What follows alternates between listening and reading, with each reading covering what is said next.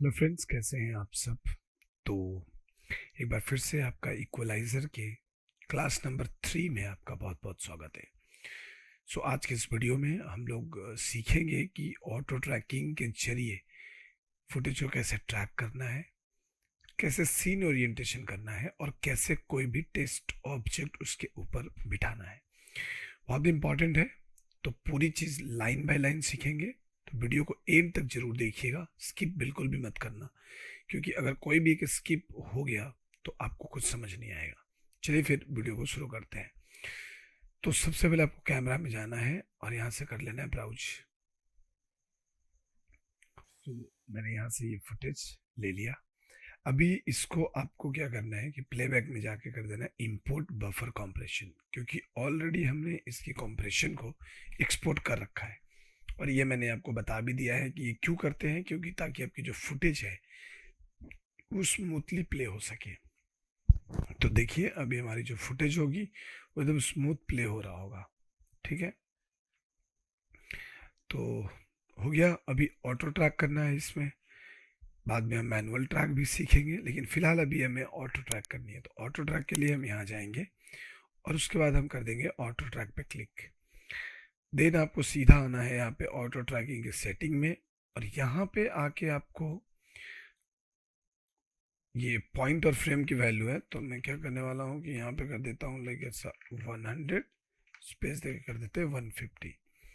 Search interval है 15 frame, minimum distance है 30 pixel.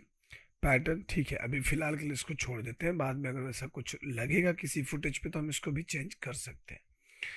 और इसी के साथ हम क्लिक कर देंगे ऑटो ट्रैक पे।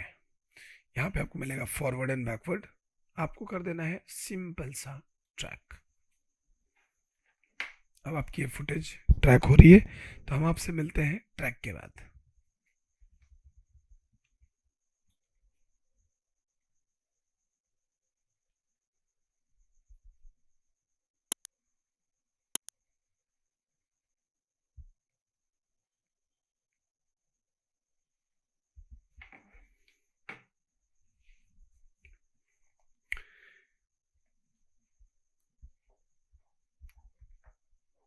चलिए, हमारा यहाँ पे ट्रैकिंग डन हो चुका है। अभी आप देख सकते हो यहाँ पे बहुत सारे पॉइंट्स भी मुझे मिल गए।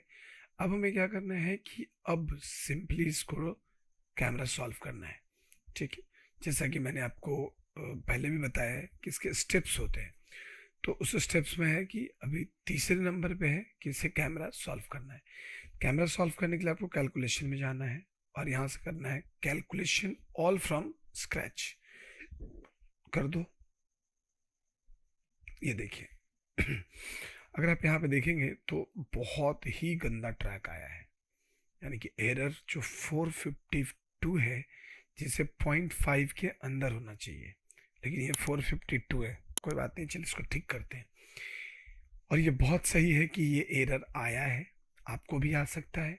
अगर पहले बार में ये अच्छा आ जाता तो मुझे आपको बताने में समझाने में दिक्कतें आती।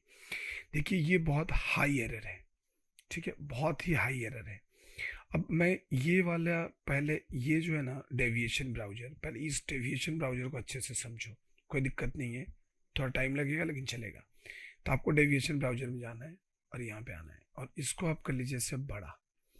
अब ये बड़ा छोटा कैसे होता है, तो राइट क्लिक करके अगर अप एंड डाउन करोगे तो ये सा हाइट में बड़ा होगा, और अगर इधर करोगे तो ऐसे बड़ा होगा। ठीक है, अब डेविएशन ब्राउजर में जाना है और यहाँ पे जाकर ऑल पॉइंट्स कर देने हैं ऑन, और यहाँ पे भी आना है, उसको ऑल पॉइंट्स कर देना है। देखो कितना गंदा तरीके से ये आया हुआ है। ठीक है, तो मैं अब इसको बंद कर देता हूँ, फिलहाल यहाँ से काम करूँगा। तो सबसे पहले आपको क्या करना है कि कैलकुलेशन में जाना है और कर देना है फाइंड बैडली ट्रैक पॉइंट्स, और इसको यहाँ पे सिलेक्ट ओनली नहीं बल्कि आप कर दीजिए डिलीट इमीडिएटली, इसको डिलीट ही हो जाना है। और हम इसको थोड़ा सा, इसकी जो सेंसिटिविटी है इसको हम बढ़ा लेंगे। ओके कर दीजिए। अब ये थोड़ा सा आपको वेट करना है। तो ये क्या करेगा कि आपके बैड ट्रैक को सिलेक्ट करेगा और उसे इमीडिएट बेसिस पे डिलीट कर देगा। चलिए, ये देख लीजिए आपका यहाँ पे हो गया। अब वापस से आपको क्या करना है, कैलकुलेशन ऑल फ्रॉम स्क्रैच कर दीजिए। तो देखो अभी काफ़ी अच्छा यहाँ पे आपका रिपोर्ट आया है, ये देख के तो काफ़ी अच्छा लग रहा है। चलिए एक बार चेक कर लेते हैं। तो आप देख सकते हो कि जैसे ही आपने चेक किया, आप यहाँ पे व्यू ऑल कर दो तो ये आपको 0.5 आ गया, मतलब कि 452 था, उससे 0.5 आ गया। बहुत अच्छी है। अब इसको और भी हमें इन्हेंस करना है। तो इन्हेंस करने के लिए आपको क्या करना है कि आप यहाँ पे विंडो में चाहिए, पैरामीटर एडजस्टमेंट विंडो को ओपन कर लीजिए और यहाँ से आप लेंस में जाइए और ये जो फोकल लेंथ है ना, इससे आप एडजस्ट कीजिए। किया? अब आ जाते हैं हम यहाँ पे। अब ये हमने यहाँ पे डाल दिया है, तो इसे क्या करना है कि कुछ नहीं करना है, सिंपल जैसे एडजस्ट करेंगे ना ये यहाँ पे आ जाएगा। अब इसे एडजस्ट कर दीजिए। चलिए, सो अभी ये हो गया है, तो आपको कर देना है ट्रांसफर पैरामीटर। अभी एक बार ट्रांसफर पैरामीटर कीजिए और इसको बंद कीजिए एंड देन अगेन आपको कैलकुलेशन करना है फ्रॉम स्क्रैच। तो ये काफ़ी बढ़िया यहाँ पे दिख रहा है। अभी ये देखिए आ गया ये 0.4। तो अभी के लिए हमारा ये सही है। वैसे भी 0.5 के नीचे रहना चाहिए, आपको रिजल्ट परफेक्ट मिलेगा। अब अब नेक्स्ट जो स्टेप आता है उसका नाम है ओरिएंटेशन। मतलब कि अब हमें इस सीन को ओरिएंट करना है।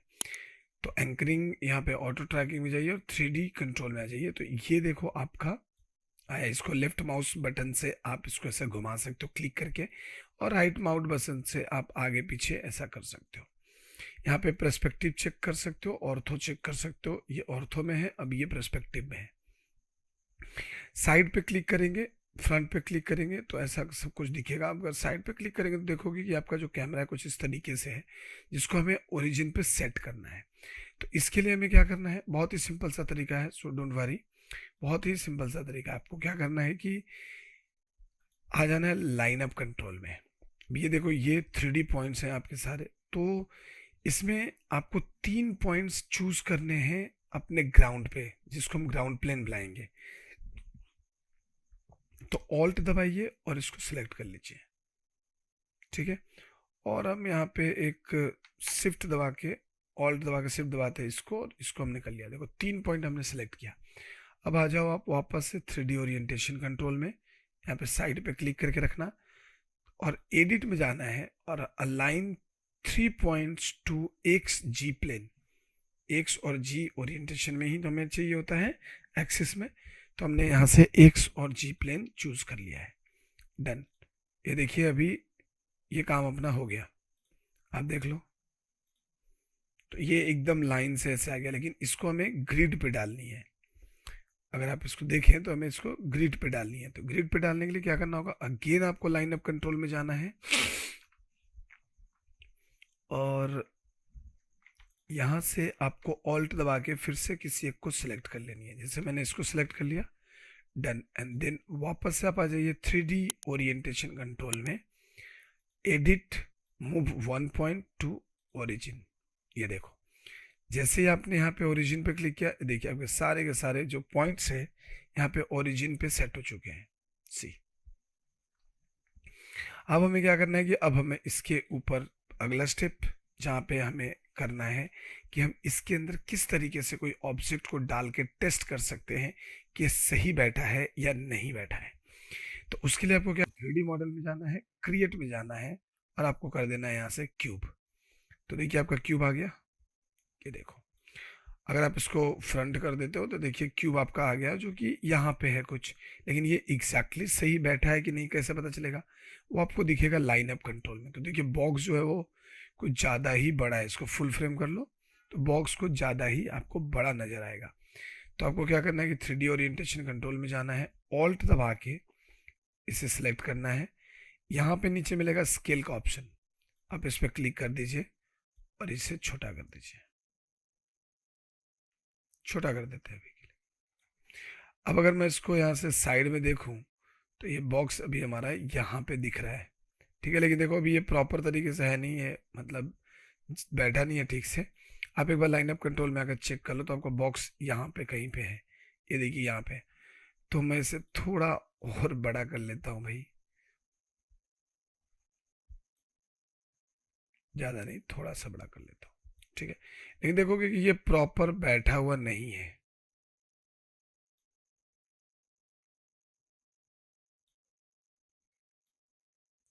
ठीक है, अभी देखोगे ये प्रॉपर बैठा हुआ नहीं है, तो अब उसके लिए क्या करना है कि आपको वापस से लाइन अप कंट्रोल में जानी है और किसके साथ आपको बिठाना है। जैसे इसके साथ बिठाना है तो मैंने क्या किया कि ऑल्ट दबा के इसको सिलेक्ट कर लिया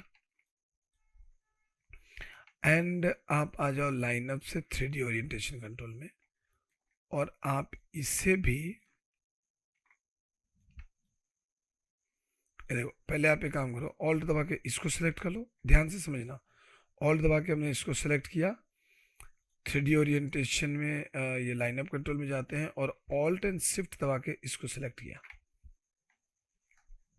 ठीक है, तो दोनों सिलेक्ट हो गए। ये देखिए, अब आपको क्या करना है कि अब आपको करना है कि आपको एडिट में जानी है, सॉरी 3D मॉडल में जाना है और कर देना स्नैप टू पॉइंट। जैसे स्नैप टू पॉइंट किया, ये देखो ये अपनी जगह पे आ गया। लेकिन अभी यहाँ पे ये है तो इसकी थोड़ी सी रोटेशन वगैरह में भी प्रॉब्लम होगी। जैसे देखिए ये यहाँ पे बहुत बड़ा दिख रहा है। ठीक है, तो आप वापस से 3D ओरिएंटेशन कंट्रोल में आएंगे और ये देख लीजिए आप इसको,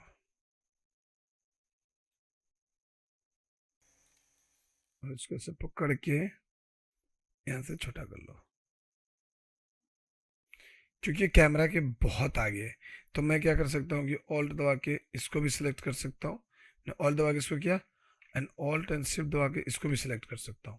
3D model and snap two point कर दो यहाँ पे, बस आपका देखो यहाँ पे ये स्नैप हो गया है, तो कोई टेंशन वाली बात नहीं है। अब यहाँ से आप आइए लाइन अप कंट्रोल में, आप देख सकते हो कि आपका जो बॉक्स है यहाँ पे ऑलरेडी सेटअप है। प्ले करके देखिए तो ये बॉक्स, और ये मैं 3D पॉइंट, ये जो 3D पॉइंट से हटा देता हूँ तो आपका जो बॉक्स है एकदम परफेक्टली यहाँ पे आपको दिखेगा। ठीक है, अब आपको लगता है कि इसे थोड़ी सी सीधी करनी है तो आप सीधी भी कर सकते हो। Line up control, 3D orientation control और आ जाइए पर्सपेक्टिव और साइड में आ जाइए। तो देखिए आपको लग रहा है ना कि ये बॉक्स थोड़ा सा टेढ़ा है भाई। ठीक है, तो हम क्या करेंगे कि ऑल्ट दबा के इसे सिलेक्ट करेंगे और यहाँ से हम जाएंगे रोटेट और थोड़ा इसको से रोटेट कर लेंगे। डन, हो तो गया। अब आ जाइए यहाँ से लाइन अप कंट्रोल में एंड नाउ प्ले। तो कुछ इस तरीके से आप कोई भी बॉक्स या कोई भी ऑब्जेक्ट को यहाँ पे रख सकते हैं, उसको सेट कर सकते हैं इजी तरीके से, और इससे आपको समझ में आएगा कि आपकी जो ओरिएंटेशन हुई है वो कितना परफेक्ट हुआ है और आपका कैमरा कितना ट्रैक हुआ है। तो दोस्तों यहाँ तक प्रैक्टिस करो और कोई भी अगर कन्फ्यूजन हो तो हमसे पूछिए। जैसा इसमें हमने डिटेल्स देखा, आगे के आने वाले क्लासेस में और भी डिटेल्स में इसको समझेंगे और भी एकदम प्रैक्टिकल देखेंगे। तो इस वीडियो में रखते इतना ही। वीडियो अच्छी लगी हो तो वीडियो को लाइक कर लो और शेयर कर दो इसे, और हाँ, चैनल को सब्सक्राइब करना बिल्कुल भी मत भूलना। चलिए फिर मिलते हैं हम आपसे नेक्स्ट वीडियो में, तब तक के लिए बाय बाय, टेक केयर।